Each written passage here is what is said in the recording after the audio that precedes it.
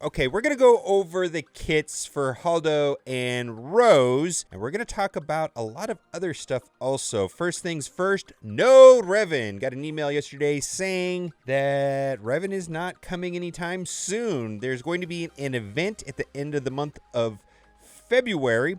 There's going to be a lot of stuff. They sound really excited about what's coming to the game, but they were very explicit that this is not about Revan. Good news right here. We've got Kylo Ren Unmasked and the Silencer going to be farmable in Cantina shipments 3-F. Special Forces TIE Pilot's going to be in the Guild Store. Wicket and the 3 Night Sisters are going to be available in shipments. And then Holdo and Rose are going to be a marquee event, and they're going to be the marquee packs. More importantly than all of that, and very, very, very exciting to me, is this quote right here. What's ahead? The dark side of the Force is a pathway to many abilities some consider to be unnatural. And that, of course, is Palpatine talking to Anakin, which I think and hope for is that, of course, that there's a Palpatine rework. Amazing. Maybe a Sidious rework, but what if we got a dark side Anakin? That would be pretty cool. All right, we're going to go over the kits for Holdo and Rose, and they are very interesting. We'll also go look at a match at the end. I have to say that I think Holdo is very interesting and might be very helpful addition to the Jedi Training Raid teams, especially if she is able to help them to defeat Night Sisters. Night Sisters seem to be the nemesis of Jedi Training Raid teams right now. Now, her basic attack is called Measured Shot. Deal physical damage to target enemy, and the least healthy other resistance ally gains Foresight for 2 turns. When this Foresight expires, that ally recovers 10% health. Now, in the footage that was provided, which is beta footage, subject to change, of course, looks like this Foresight was going to BB-8 most of the time because he has lower health than R2 and Jedi Training Rey. Now, it says other resistance ally, so that can't go to her, and then they gain 10% health, and I've got some clips here of BB-8 gaining tons of health. That is very good, might be helpful against Night Sister, but the other thing, too, is getting Foresight on BB-8, which he gets it a lot of different ways. He can get it himself, 50% chance when he takes damage. Jedi Training Rey gives BB-8 Foresight when she calls him to assist because he's the logical choice to pick for that assist attack. But when he evades an attack, this is very cool, his Zeta ability will give 8% health and protection to other droids, which is going to be R2. And so I saw that happening a lot. Take a look at this right here. This is when AoE on the team. My goodness, I don't think they took much damage at all. Boy, it looks like there was health gained there from Rey's unique and BB-8 giving R2-D2 health, and then also Holdo. It didn't look like he did much damage at all. It looks kind of funny. All right. Let's go to her first special, Bunker Buster, and I really, really, really like this. Deal special damage to all enemies and inflict daze for 2 turns.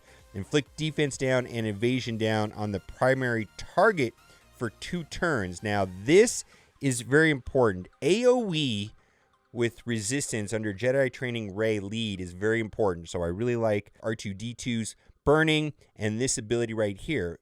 For every crit that connects, there's a 70% chance that they will get exposed. And when a hero is exposed, every single resistance gains 10% turn meter. So if you load up crit mods on Holdo and you do this AoE and you get a lot of exposes, that is a lot of turn meter.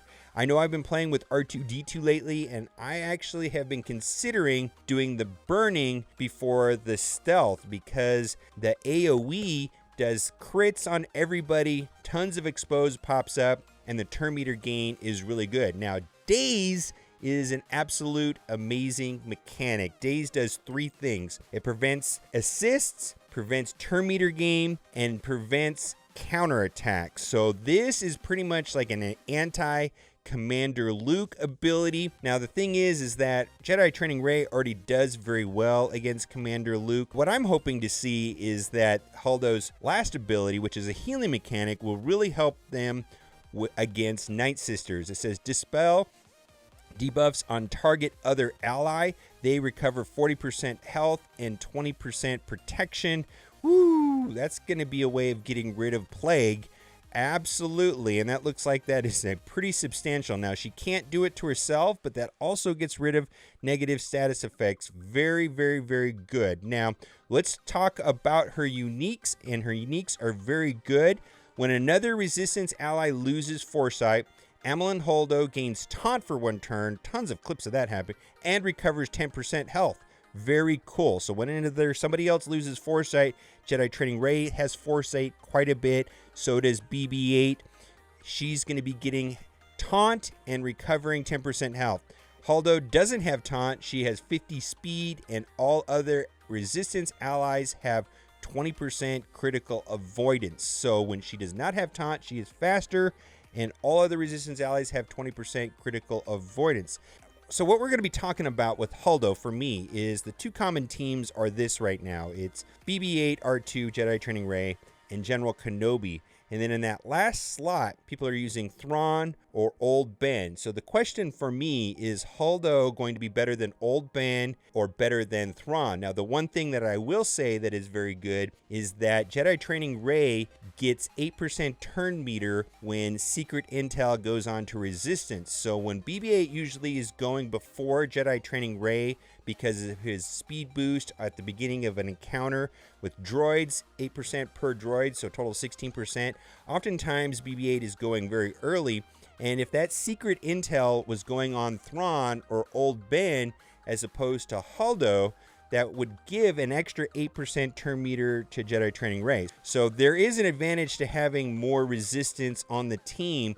And then the only thing that I'm not sure about is on that assist attack. You know, normally Jedi Ray brings in BB-8, BB-8 calls in somebody else, and it's usually either Jedi Training Ray or R2-D2. The question is the team getting weaker and softened now that there's a % chance that Holdo will attack? Yes, when she attacks, she's going to give Foresight, which is very good, and the health. So don't know if she's good or not. Like I said, this is just beta footage, but when I get her in the test account, I really want to test her against Night Sisters. Is this the answer for Jedi Training Ray teams to go up against Night Sisters? And the other thing is that if I was running Titans and I'm going against Jedi Training Ray, the trick right there is to fracture Ray, and it's pretty much game over. As soon as you fracture Ray with Thrawn, when you're going up against a Jedi Training Ray team, let's say with Commander Luke lead, is this going to make it a lot harder to fracture Ray by having Holdo